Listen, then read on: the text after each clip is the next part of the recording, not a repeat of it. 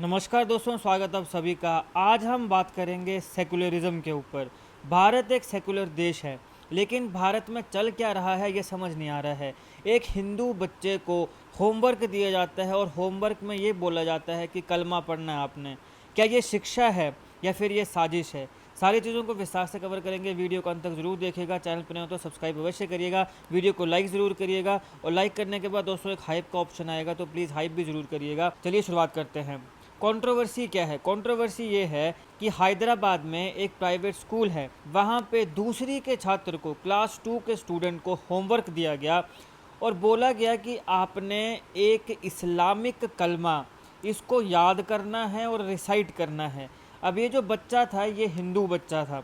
अब ये इशू तब आया जब उस हिंदू बच्चे के जो पेरेंट्स थे उन्होंने ऑब्जेक्ट किया, जिसकी वजह से काफ़ी प्रोटेस्ट हुआ और फिर पुलिस कंप्लेंट भी हुई। तो कलमा होता क्या है? कलमा को शहादा भी बोलते हैं। ये इस्लामिक डिक्लेरेशन होती है फेथ की। कलमा बेसिकली एक बिलीफ को एक्सप्रेस करता है। बिलीफ ये कि पूरी दुनिया में भगवान एक ही है और वो अल्लाह है, और मोहम्मद साहब जो हैं, प्रॉफिट मोहम्मद, वो उन अल्लाह के जो एक ही गॉड है उसके मैसेंजर हैं। मुस्लिम्स के लिए ये सबसे फंडामेंटल स्टेटमेंट होती है अपने धर्म की, अपने फेथ की, कि भगवान एक ही है, उसके अलावा बाकी किसी को भगवान नहीं माना जाएगा। तो अब इन्वेस्टिगेशन में क्या निकल कर आया है? पुलिस के मुताबिक जो क्लास है उस क्लास में 25 बच्चे हैं। इन 25 बच्चों में से 24 बच्चे मुस्लिम हैं, एक ही बच्चा है सिर्फ जो हिंदू है। हालांकि पुलिस ने ये कहा है कि रिलीजियस होमवर्क असाइन करना, बच्चों को रिलीजियस होमवर्क देना, ये एजुकेशन पॉलिसी की वायलेशन है, चाहे क्लास की कंपोजिशन जैसी मर्जी हो। 25 में से 24 मुस्लिम बच्चे ही क्यों ना हो, एक ही हिंदू बच्चा क्यों हो, उसके बावजूद भी रिलीजियस होमवर्क असाइन करना ये वायलेशन है एजुकेशन पॉलिसी की, ये पुलिस का कहना है। तो अभी तक क्या एक्शन लिया गया है देखिए। कंट्रोवर्सी के बाद जो स्कूल है उसने इस टीचर को टर्मिनेट कर दिया है जिन्होंने इस प्रकार का होमवर्क असाइन किया था। इस इंसिडेंट के ऊपर पुलिस ने इंक्वायरी करना शुरू कर दिया है और ये जो इशू है इसमें काफ़ी ज़्यादा वाइड स्प्रेड मीडिया और पॉलिटिकल अटेंशन गेन करी है। काफ़ी पॉलिटिशियन, ये खासकर जो राइट विंग है, वो प्रोटेस्ट भी कर रहा है कि भारत में इस प्रकार की चीज़ें हो क्यों रही हैं। नेशनल इशू ये कैसे बन गया?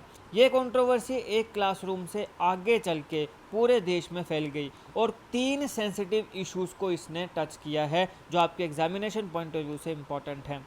सबसे पहला, सेकुलरिज्म इन एजुकेशन। देखिए दोस्तों, भारत एक सेकुलर कंट्री है।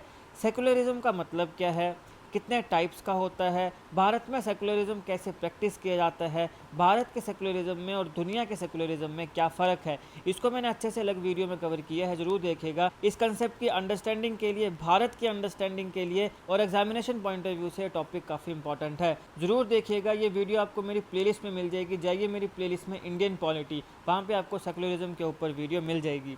तो भारत एक सेकुलर देश है।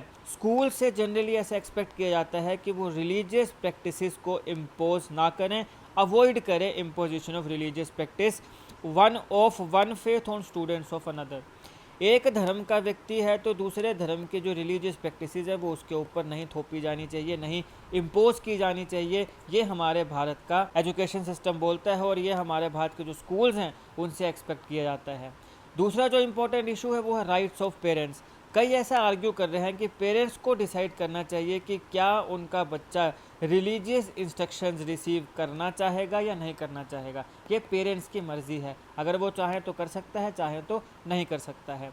तीसरा मुद्दा आता है चिल्ड्रंस राइट्स। डिबेट इस बात के ऊपर भी फोकस कर रही है कि जो हमारे यंग बच्चे हैं, क्या उनके लिए ये रिक्वायर्ड है कि रिलीजियस एक्सरसाइजेज में वो पार्टिसिपेट करें मिक्स्ड क्लासरूम्स में?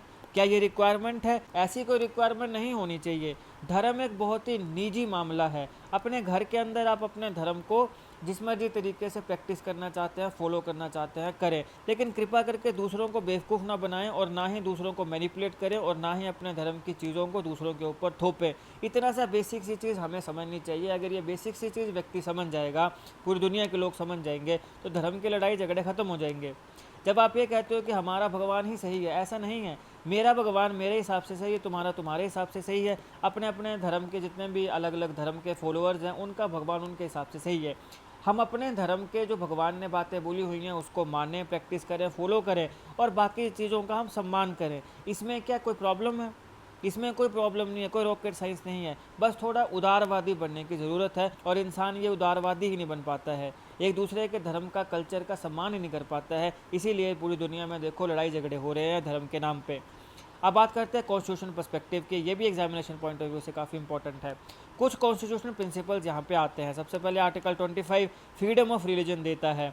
हर व्यक्ति के पास अपना फ्रीडम है अपने धर्म को प्रोपेगेट करने का, प्रैक्टिस करने का, प्रोफेस करने का, लेकिन यहाँ पे कॉन्स्टिट्यूशनल लिमिटेशंस आती हैं। फिर आता है हमारे यहाँ पे article 28 religious instruction in educational institutions. जो एजुकेशनल इंस्टीट्यूशंस है उनमें रिलीजियस इंस्ट्रक्शन दी जा सकती हैं, लेकिन उसी धर्म के लोगों के लिए जो उस धर्म को फॉलो करते हैं, मानते हैं। कॉन्स्टिट्यूशन यहाँ पे रिलीजियस इंस्ट्रक्शन रिस्ट्रिक्ट करता है ऐसे एजुकेशनल इंस्टीट्यूशन में जो कि स्टेट फंडेड हैं, जैसे सरकारी स्कूल हो गए या कोई ऐसा स्कूल जिसको स्टेट या सरकार फंड कर रही है। वहाँ पे किसी भी प्रकार के रिलीजियस इंस्ट्रक्शंस नहीं होनी चाहिए। अगर कोई प्राइवेट है तो हो सकता है, लेकिन वहाँ पर भी किसी दूसरे धर्म के व्यक्ति के ऊपर उन चीज़ों को थोपा नहीं जाना चाहिए। अब ये जो रूल्स हैं ये प्राइवेट इंस्टीट्यूशंस में डिफ़र कर जाते हैं, डिपेंड करता है लीगल स्टेटस क्या है, मैनेजमेंट क्या है। और फिर हमारे पास आता है आर्टिकल 21 है राइट टू एजुकेशन। बच्चों के पास अधिकार है एजुकेशन का इन एन एनवायरनमेंट, ऐसे एनवायरनमेंट में जो कि कॉन्स्टिट्यूशन वैल्यूज़ की रिस्पेक्ट करे। पॉलिटिकल डिबेट क्या है यहाँ पे, ये इशू जो है इसने अलग अलग रिएक्शंस को स्पार्क किया है। एक व्यू पॉइंट इसका ये है, कुछ पॉलिटिकल लीडर्स और कमेंटेटर्स आर्ग्यू कर रहे हैं कि रिलीजियस इंस्ट्रक्शन जो है वो कभी इम्पोज नहीं होनी चाहिए, स्कूल जो है उन्हें न्यूट्रल रहना चाहिए और कॉन्स्टिट्यूशन वैल्यू सबसे पहले आती हैं। फिर बाकियों का पॉइंट ऑफ व्यू ये है कि भैया इंसिडेंट जो है इसको फैक्ट्स के ऊपर इन्वेस्टिगेट किया जाना चाहिए और इसको कम्युनल टेंशन्स को क्रिएट करने के लिए यूज़ नहीं किया जाना चाहिए। इंडिविजुअल मिस्टेक जो है उसको इंटायर कम्युनिटी के लिए जनरलाइज नहीं किया जाना चाहिए। ये है दोस्तों इस लेक्चर का एनालिसिस। आई होप आपको वीडियो अच्छी लगी। अगर आपको अच्छी लगी तो लाइक करिएगा। लाइक करने के बाद दोस्तों आपको एक हाइप का ऑप्शन आएगा, प्लीज़ वीडियो को हाइप भी जरूर करिएगा, अपने दोस्तों के साथ शेयर भी करिएगा। Politics, economy, GK, geography, science, environment, ecology की तमाम वीडियोस को देखने के लिए एक बार हमारी प्लेस को जरूर चेक करिएगा। आप किसी भी एग्जाम की तैयारी कर रहे हो, हमारी प्लेस को कंटेक्ट की बाकी वीडियोस को देख के आपको काफ़ी हेल्प मिलने वाली है। इसी समय निकाल के हमारे चैनल को जरूर चेक करिएगा। बाकी जीके कंटेक्ट, जीके टिक्स ऐसी वीडियोस को देखने के लिए हमारे चैनल को सब्सक्राइब जरूर करिएगा। दोस्तों मिलते हैं एक ऐसी मज़ेदार जीके वीडियो के साथ, तब तक के लिए धन्यवाद।